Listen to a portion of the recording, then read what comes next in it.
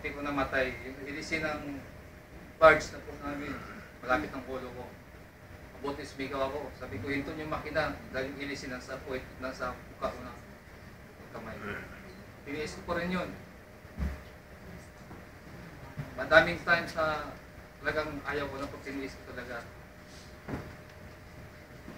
Nung nalaman namin na landis kami, hindi po kami seaways.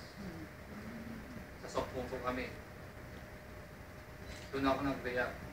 Nagtanong na ako sa kapwa Pilipino ko. Tumawag ako sa polo. Sabi ng polo, "Boss, kunting problema lang po yan." Sabi ko, "Mabuti, hindi ka sa side ko, ako sa side mo." Sabi ko ganun. "Sorry lang po, napikas ko po yun dahil po sa naramdaman ko." Sabagay, experience to best teacher. Wala na sa akin yun. At may kilala ko sa labas, mga kaibigan ko, kaya po kami na-release. At po sa talaga namin, hindi namin matiis na po. At yan lang po basta sabi. Ang totoo po niya, kabats ko po siya. Ako po si Roberto Alias. Kabats niya ako.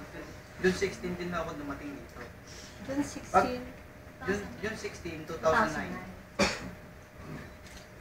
Nung po kami binibriefing, ang alam ko po talaga namin, construction kami dito. Talagang yun na-expect po namin. Kaya lang, nung dumating po kami sa Korea, dinala po kami sa CAC. 3 days doon, sa CAC. Tapos, pagdating nung 3 days, pinuntahan kami ng employer, dinala kami sa Punteg. Antimano po, dinala po kami sa barko. Siguro mga 1 month before po, pagkatapos ng 1 month, ako po itinransfer naman po sa Sukmon.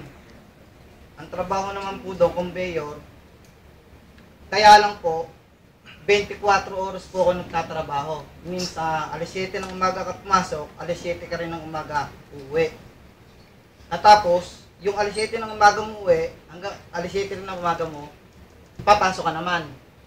Ganun po yung kumbaga sa yung isang whole day, isa late, yung isang whole day, pasok. Kaya lang po, ang nangyari po sa amin, binigyan po kami ng memo. Yung memo po, na nagpapatunay na ang pasok namin, 12 hours, 900 fix, 700 plus ang aming minimum, for training daw po kami. For training daw kami. Yun pong inaan namin na bakit naman ganun. Wala naman sa usapan namin doon sa Pilipinas na ganito ang mangyayari sa amin, 900 fix agad. Kung tutuusin, dapat ang susweldoin ko 2 milyon.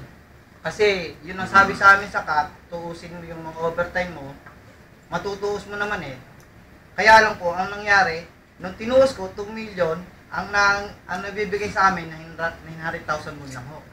Kaya alam mo, yung unang sweldo namin, naging 1,220,000, gawa na yung aming pasok, yung dating namin dito, isinama na ho. Kasi hindi po kami pinasweldo noon. Isinama na ho doon sa yung pinakaunang sweldo namin. Isa po yun.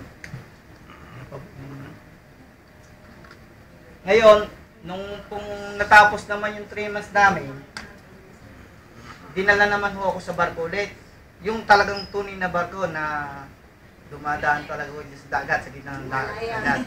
Kasi may barko po kami na naglalakad yun. Hindi nga ho, naglalakad siya. Ay ako, napapunta ako. Kasi 4 na barko na ako napunta ko, isa lang. Siguro, sa performance na ako, kaya ako na, pinapirma ko kami, nung pagka-3 buwan, na-fix na 1,350,000, siya 1,250,000. Ay, ang pinapasok ko, 12 oras. May araw na nga ho akong hindi makatulog. Ang sabi po sa akin ng kapitan, tumalikod na ho sa akin. At ang sabi ng chief officer, bakit daw siya hindi raw natutulog? Aba, sinalikuran ko ho. Dahil ganun ginawa ko sa akin binastos na ho Ngayon, kinausap ko yung si Mr. Chu dahil sa sinahod namin. Ang sinahod ko, 1,200,000 plus lang ho. Ay ang usapin namin, 1,350,000 ang sasahurin ko doon sa pa-4 na buwan ko.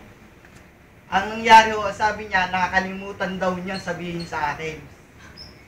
Ang sabi ko naman ho, bakit niyo sasabihin nakalimutan? Sa dami ng Pilipino tatrabaho sa inyo, malaking pera ho yan, ba't yan ang sasabihin niyo sa akin?